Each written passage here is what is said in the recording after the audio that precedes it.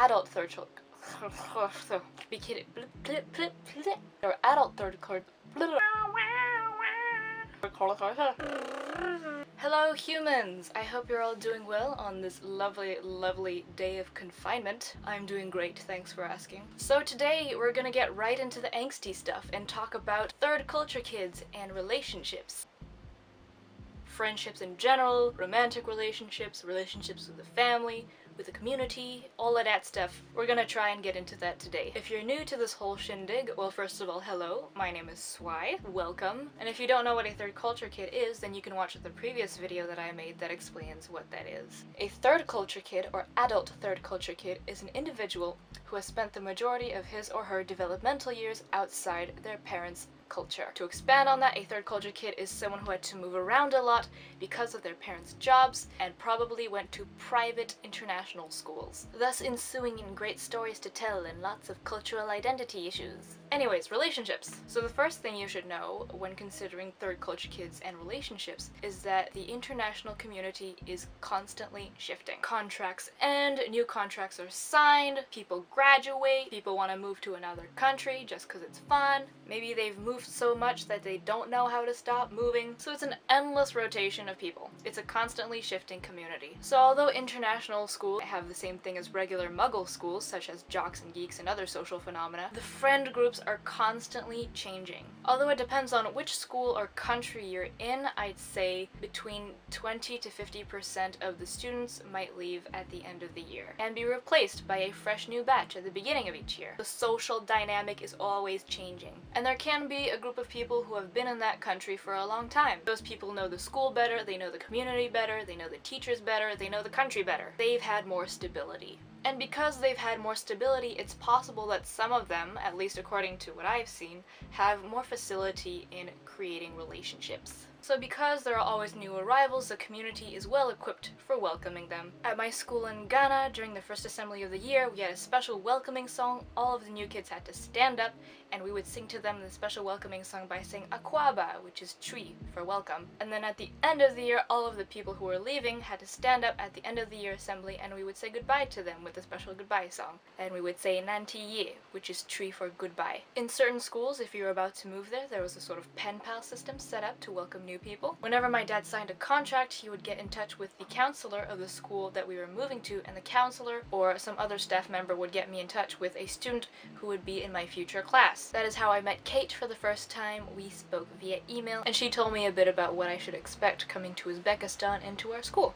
So yeah, pen pals are great. They're a great way of preparing yourself for the next step, also for choosing your subjects if that's necessary. Sometimes when you moved to a new place, there was a community of people from your country waiting for you. In Uzbekistan, there's a pretty big Korean community because of Stalin, and so each year we were guaranteed to get some new Korean students, and they would very quickly integrate into that group of people, especially if they didn't speak fluent English yet. Since Shanghai is also huge, there are lots of communities from lots of different countries. You can find an Iranian community, you can find a Baha'i community, so there's always a church for everyone who goes there. And then there's leaving. Everyone has their own way of leaving, just like everyone has their own way of coping with grief. Some people are really sentimental about leaving, others prefer to become more emotionally distant to make it more bearable. Maybe their friends will be very open and supportive about it, maybe their friends will be very clingy, maybe they'll be in denial. Sometimes you exchange gifts or letters to say goodbye. Sometimes for certain people it's easier to just not talk about it. Some people are about keeping in touch, and some people are more about cutting ties and moving on and living in the moment.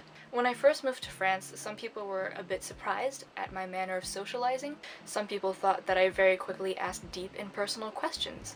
And in part, it's just my personality, it's just my way of socializing. And in part, this is because French people can be more reserved than, say, Spanish or American people, but I have noticed this among my third culture kid peers, which is why it was a revelation when I came across a certain chapter in this book that discussed this. Essentially, third culture kids are so used to moving or to other people moving that they know that relationships don't last. It's hardwired into our brains. As soon as we meet someone, we know that our time with them is limited. Especially if you were one of the third culture kids who moved very often. Myself, for example, my life is segmented into 9 different countries, and that brings me to an average of living 2.3 years in each country.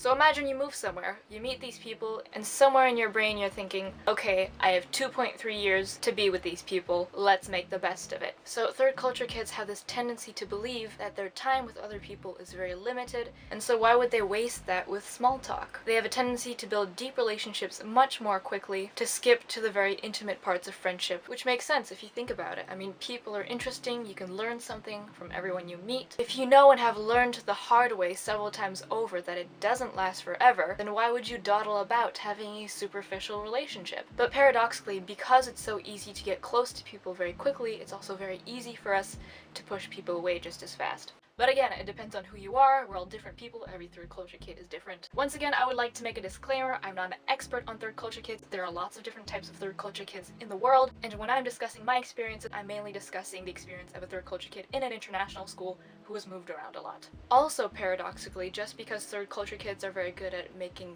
fast friends doesn't mean they actually will. I've discussed this with a lot of people I've met growing up. There was one girl I met for a period of 5 years who completely gave up on making friends. She was moving around so much, she was living in the same country between 6 months and a year. Why would you put yourself through the pain of attaching yourself to good friends when you knew that you were inevitably going to leave them in a very short period of time? So yeah, this friend was essentially a lone wolf for approximately 5 years until she moved to Shanghai, where she knew she would stay until graduation, and that's when she told me she started making friends again.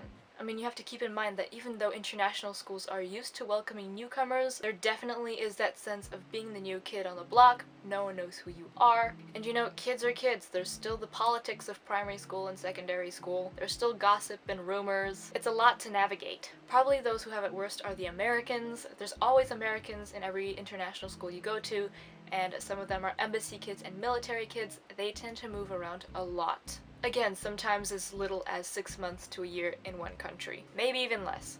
Another friend of mine moved around so much, I don't think it was a conscious choice to not make friends anymore, but she got so invested in personal hobbies that she claimed she did not have time to make real friends. She was also very close to her mom because every time she moved, her mom was always moving with her, and that is definitely something that I can relate to. My dad was always my rock whenever I moved somewhere. I mean, imagine, you're moving to this country you might never have heard of until your dad said, hey, I got a contract in Uzbekistan. You don't know the city, you don't know how to get around, you don't know the people or the language or the food. So if you always have the same family members going through that upheaval with you, getting lost and not knowing how to read the map and trying weird foods and possibly getting food poisoning, then yeah, I'd say you'd get used to being close to those family members, which makes it easier to take your time when making new friends. To this day, my dad is the only person I could call up on the phone and be like, hey, I saw this lady in the street who looked just like that Uzbek lady we used to know. Or hey, I made jollof rice last night and it tasted almost like the original. Like, you can't talk about this stuff to just anyone, like, people won't know what you're talking about. Next, we're gonna talk about romantic relationships. The first thing you gotta keep in mind is that in international schools, we're not all white. White people are even a minority. The majority of the cultures you're surrounded by in international schools aren't necessarily open about sexuality and relationships before coming of age. So sex and kissing and parties and drinking and relationships and all that kind of stuff is not necessarily like the kind of stuff you would expect in, say, a typical American high school film. The other thing you gotta keep in mind is that international schools are typically a very small community. Unless you're living in big Asian cities like Shanghai, where there's hundreds of international schools, your international school is most likely one of the only international schools there. And those schools are probably a lot smaller than your average American or European public school. We had preschool, elementary, and secondary school all put together on one campus. Since it's a small community, a lot of people tend to know each other. A lot of people's parents are possibly colleagues, or they see each other at various events for expats. It's not necessarily easy to keep secrets. I know in Uzbekistan, the Korean community was very tight, information traveled very fast.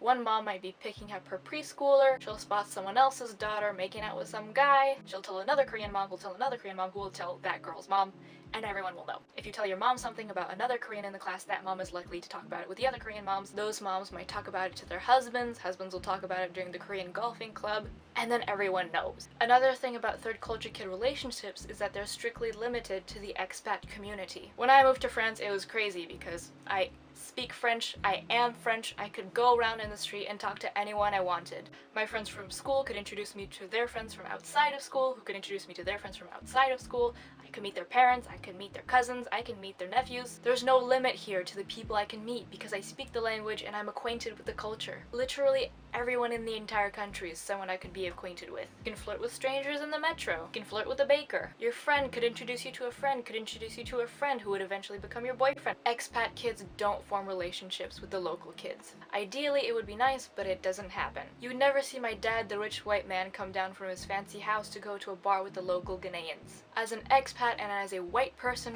and a girl, I wouldn't just go down to a random bar in Uzbekistan and start hanging out with people. It could be cool, but it doesn't happen. I don't speak the language, I'm the snooty foreigner. One of my friends in Uzbekistan hung out in a bar one time and got punched in the face and had to fly back to America for surgery. And it's generally not esteemed safe for us. We have had cases of kidnappings and being held for ransom, or maybe having their jewelry and electronics stolen because we're obviously rich. In Uzbekistan, I'd say we were a fairly small school and a tight-knit community. My friend Yasmin once told me that being in a relationship with those people would almost feel like incest. And again, would it be worth being in a romantic relationship when one of you was possibly about to leave? So many friends have told me about people that they used to have crushes on in high school. They'd always say something like, yeah, I liked him, but he was leaving that year, so meh.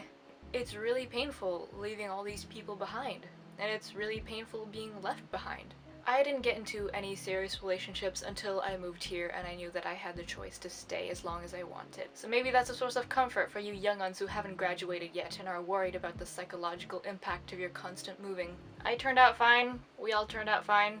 Everyone's okay. Shanghai was often an exception to a lot of the stuff that I have just said. It's just a huge hub of expat communities. So if you wanted to befriend or date someone, you wouldn't be limited to the people in your school. There's your school, there's the other international schools, there's the universities, the exchange students, there's the DJs.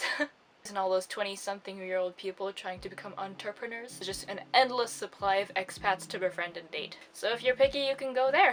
Anyways, my camera is dying, my throat hurts, so the discussion about relationships with family members and members of your home culture and relationships with muggles, as I like to call them, will have to be for another video because sun is also going down. Remember, you are allowed to disagree with me. On the contrary, I encourage you to do so. Start a discussion. I want to learn more about what your third culture kid experiences are. Ask me questions if you want. And with that, I sweat you Je vous souhaite une bonne journée. With that, I wish you a very nice day. That concludes everything I have to say. Goodbye. Goodbye.